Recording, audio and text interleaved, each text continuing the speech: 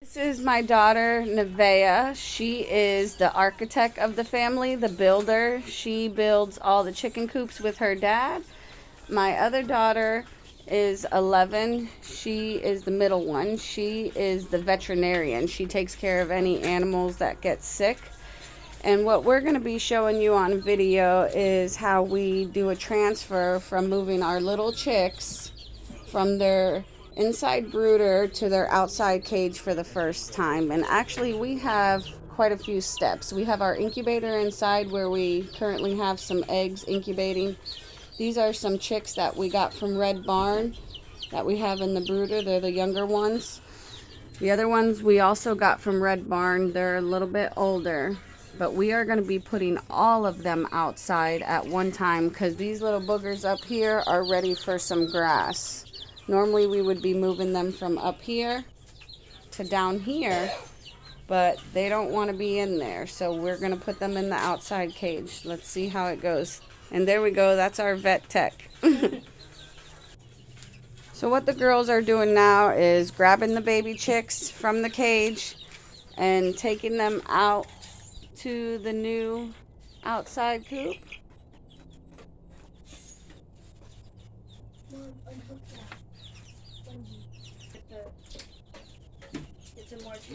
This is some fodder that Daddy is growing out of wheat. We currently have some little sprouts coming up. It's been 3 days.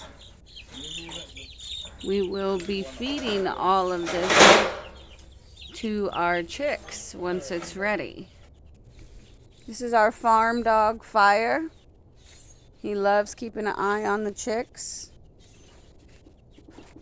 What Amia's doing right now is gonna tie up their waterer.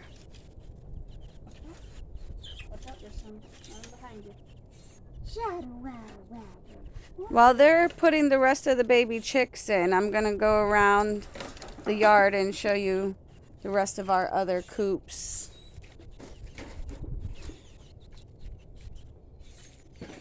I'm gonna refill this. This is a coop we just built a few weeks ago. We have our Americanas in there. This is their feeder, their waterer, nesting box. We're using their roof spaciously for our plants. We got some vegetables growing. Get a boy. This is our newest cage that Daddy and Nevaeh put a lot of work into, and I think this is my favorite of all times. One of the pros of having a PVC coop is it's easy to manage, light to move around. This right here is their waterer for right now. We only have a few chickens in here, some small bantams.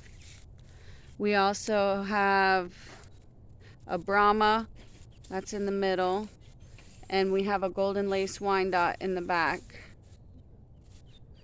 That's their perch.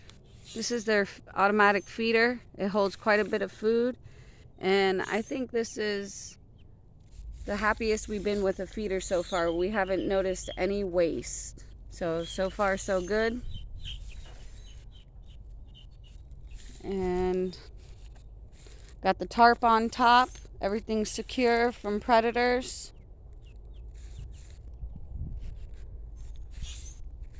This is also a fairly new coop made within the past 2 weeks by my daughter and my husband, Nevaeh and Daddy. This is the automatic waterer, gravity fed, chicken nipples. That is our lavender Orpington, their feeder, which honestly I'm liking the PVC one better because there's no waste. If you see down there, there's at least a pound of chicken feed down there that they have scratched out of that. These are our leghorns. There's some really good layers. We have some sapphire gems. our lavender Orpington rooster. He is very protective. He is a great rooster. He keeps all his ladies safe. That is our buff Orpington. That's Mama Hen. And if you hear that guy over there, that's Big Red. Right now we got to build them a better coop because we had to put those chickens of the bigger flock in there. So we have them in an old rabbit cage. We have 3 Rhode Island hens and our beautiful Big Red back there. What's up, Papa? This is their water and they seem to love it. We have to fill it up quite a few times a day, even though there's only 4 of them. That's one of the cons, but a pro is that it is easy to manage. Even though they have an automatic feeder, the food does not come out as fast, and they don't have as much waste with their food. Now they like to go up those stairs and lay their eggs in that box. Another con about this wood chicken coop is it's very heavy. Pro about it is it's so sturdy. It's a good permanent coop to keep in one spot, but it's not great to move around unless you have a 4-wheeler or a lawnmower to attach it so you can drag it along your yard. What's up, Mia? We were wondering if we should put the top little baby chicks in the bottom. Ask Daddy, what does he think? So let's ask you. Okay. Do we add them in, Mama? Sure, why not? Right here is our barred rock. This is our Delaware rooster. They're kind of boyfriend, girlfriend. They do really good with this water as well. They seem to like it. And she has a nesting box in there. And she has a little feeder. This is kind of their little quarantine cage. We wanted to make sure they weren't sick, so we put them by themselves. And let's go back and take a look at the girls. This is our old camper that we plan on making into a chicken home eventually.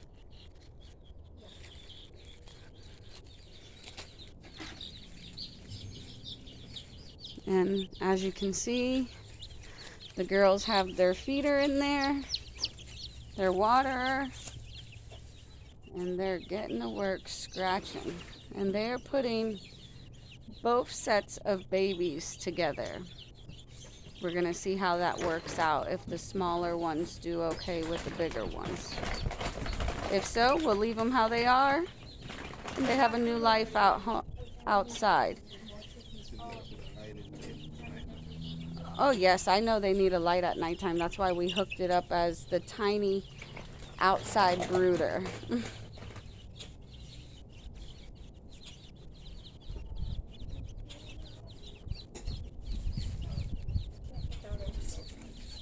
All right, girls, say goodbye. Bye, you guys. Is that everybody? Almost. No, they don't need that feeder. Fire, you see the babies outside? Look at this. This one's climbing me. Mm-hmm. Come on. Time to go back in your coop. You guys go? They're eating and trying to get out. Like, where am I? Where am I?